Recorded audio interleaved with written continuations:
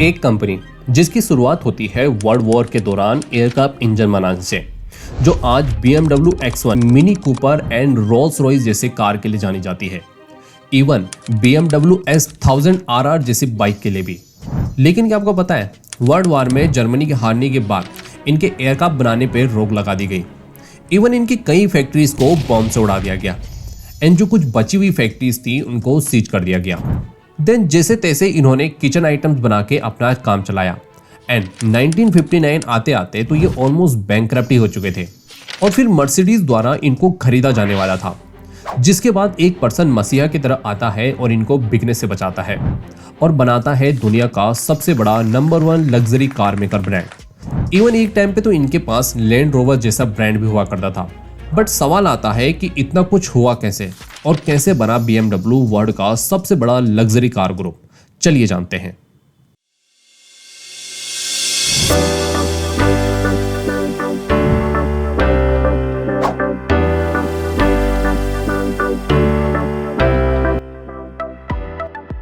कहानी की शुरुआत होती है 1916 जर्मनी में वर्ल्ड वॉर फर्स्ट के दौरान, जब इंजन बनाने वाली दो कंपनीज रेप मोटर वर्के और ऑटो वर्के, जो उस टाइम पे काफी स्ट्रगल कर रहे थे, उन्होंने डिसाइड करा मर्ज होने का। और फिर उनके मर्जर से बनती है एक न्यू कंपनी जिसका नाम रखा जाता है बायरिश मोटर वर्क यानी BMW।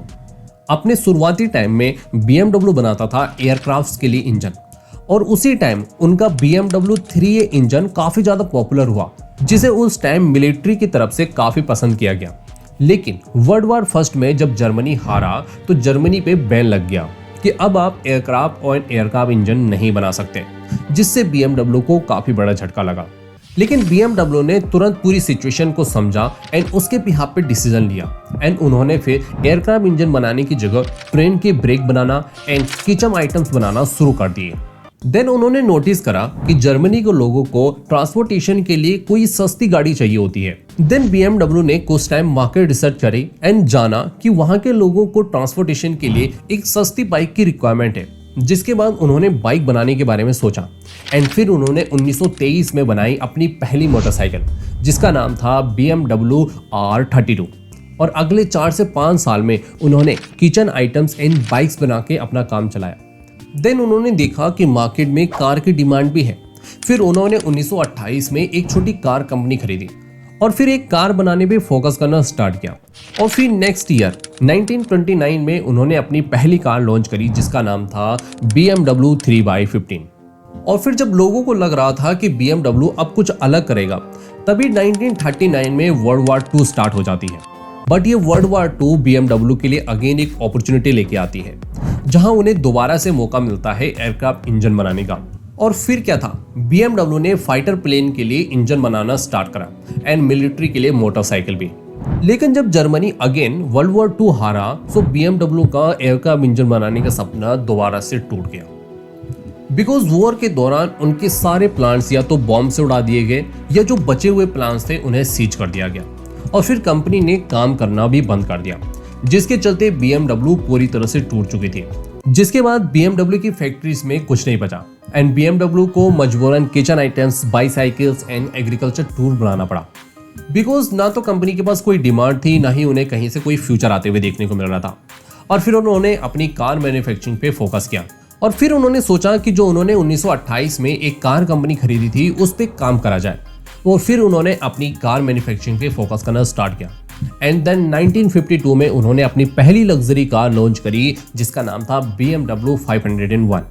लेकिन ये बिकी नहीं, क्योंकि उस टाइम पे ये कार काफी ज्यादा महंगी थी और जर्मनी अभी वर्ल्ड वॉर के चलते रिकवर भी नहीं हुआ था, जिसके चलते वहां के लोगों के पास इतना पैसा नहीं था कि वो इन कार्स को अफोर्ड कर सके। और ऊपर से BMW पहले ही फाइनेंशियली काफी ज्यादा लॉस वेयर कर रही थी एंड जिसका रिजल्ट ये निकला कि 1959 में BMW ऑलमोस्ट बैंकरप्ट हो चुकी थी। और इस चीज का फायदा उठाने के लिए मर्सिडीज बेंज के फाउंडर डेमलर बेंज ने BMW को खरीदने की कोशिश की। और तभी इस बीच में आता है एक पर्सन जिसका नाम था हर्बर्ट क्वांट, जिन्होंने इस टेकओवर को रोक दिया और BMW में अपना पैसा इन्वेस्ट किया एंड दोबारा से BMW को खड़ा करा। बिकॉज उनका मानना था कि BMW कोई छोटी मोटी कंपनी नहीं है, इसमें कैपेबिलिटी है फ्यूचर में कुछ बड़ा करने की। जिसकी वजह से उन्होंने इस टेकओवर को रोका एंड BMW को दोबारा से स्टेबल किया। और फिर लॉन्च होता है BMW का M डिवीजन, जो कि हाई परफॉर्मेंस कार होती है।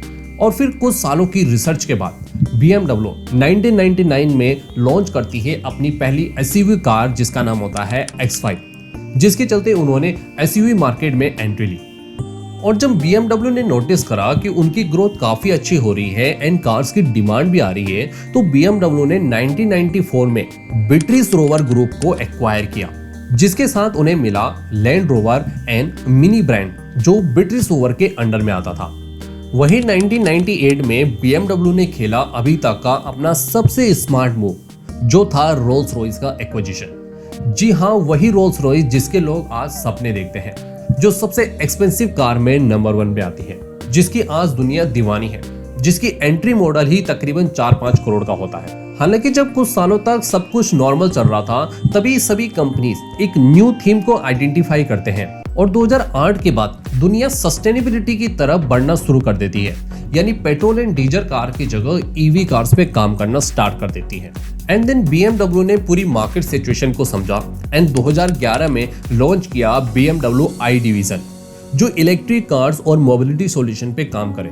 और फिर BMW ने 2013 में BMW i3, जो एक कार्बन फाइबर इलेक्ट्रिक कार थी, उसको लॉन्च करा। एंड फिर 2014 में BMW ने i8, जो एक फ्यूचरिस्टिक हाइब्रिड कार थी, उसको भी लॉन्च करा। और आज BMW i4, i7, i6 जैसे लग्जरी इलेक्ट्रिक कार लॉन्च कर चुकी है, जिसके चलते BMW China, USA, UK, India में अपने मैन्युफैक्चरिंग प्लांट सेटअप करने में कामयाब रहता है और आज 140 से ज्यादा कंट्रीज में अपने सेल्स नेटवर्क को बढ़ा चुका है। साथ ही BMW ने बाइक लवर्स के लिए बाइक भी लॉन्च करी, जो कि उन्हें काफी पसंद आती है। इसी वजह से आज BMW ग्रुप के अंडर में आता है BMW का main board, mini brand and Rolls Royce motor जैसे बड़े बिग ब्रांड, एंड साथ ही में BMW मोटर जैसा प्रीमियम बाइक का ब्रांड भी, जिसके चलते बना BMW इतना बड़ा ग्रुप।